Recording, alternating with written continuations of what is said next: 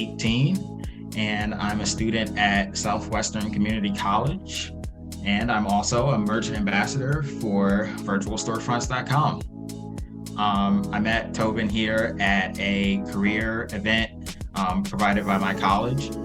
And he told me about the mission of Virtual Storefronts, which can be summarized as putting Main Street online. So putting, local and small businesses online and giving them the spotlight. And honestly, I was quite intrigued when he told me the mission of the company, because of the fact that I feel like with a lot of the modern solutions, they don't really focus so much on the connection with the client, whereas I feel like Virtual Storefronts does that very well.